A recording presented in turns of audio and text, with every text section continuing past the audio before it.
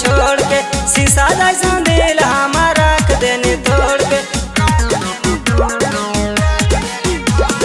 चल गली गे काहे हमारा के छोड़ के शीशा जैसा दिल हमारा रख देनी तोड़ के जाना उससे ज्यादा तारा चाह लियाओगे आगे पीछे तोरे हमारा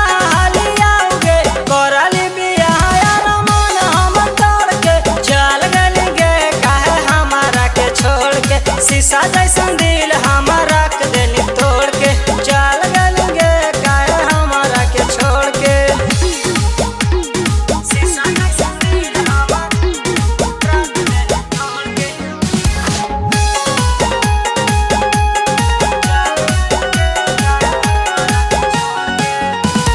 मिलल पा बोले नहीं हमारा से बात के जीते जी जिंदगिया में मार देनी लात के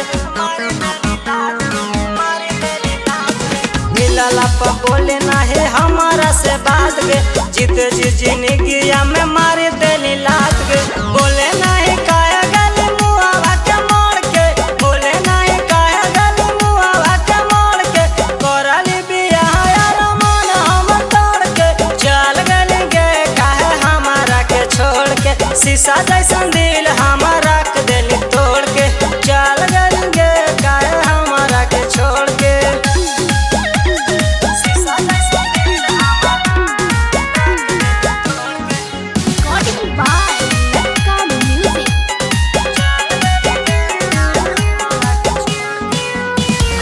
दीपक के बुझाए दिल चमकत दिया गे जब से बनाए लले पंकज के पिया गे